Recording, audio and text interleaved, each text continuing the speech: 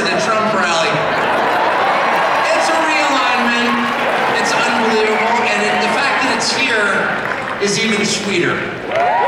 Imagine if you're, and just pause for one moment. Imagine you're Donald Trump. You're from New York City, you become famous in New York City, you make your fortune in New York City, and all of a sudden the leadership of New York City decides they're going to destroy you because they don't like your politics. And so they, imagine if that were you though. And they try and take everything that you have, they try and put you in prison, they try and put your children in prison. If that happened to you, how often do you think you'd be going back to New York City? How about never? And yet he's here. It's like getting thrown out of a bar. And you think to yourself, well, you know, all my friends are in the bar.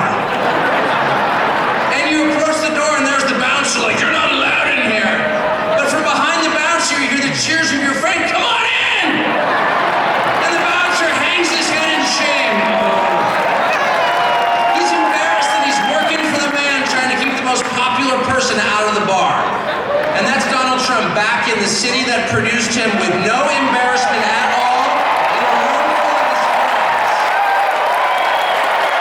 The stones that it takes, the bravery that it takes, is incredible. Donald Trump's gonna win. I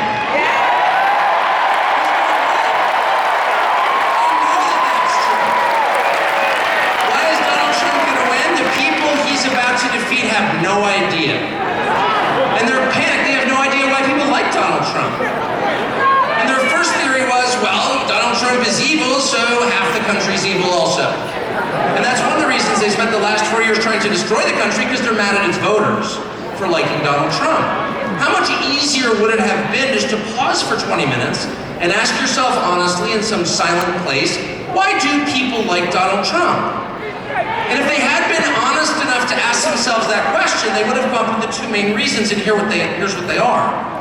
The first reason that people like Donald Trump is because he likes them. That's right. And it's real. Affection is something you can't fake. I don't care how many times Kamala Harris would tell me she loves me, I don't believe her. I saw her kiss her husband with a mask on. A mask on. That's her version of love. It's fake, it's not real. They spent 10 years telling you Trump is a hater. Do you feel that on him? No, you don't. Because it's not there. I've spent a lot of time with Trump. And there's not one moment I've ever been with him off camera where he's spending his time grousing about people he hates. Ever. He's talking about the people and the country he loves in his private time. Trust me.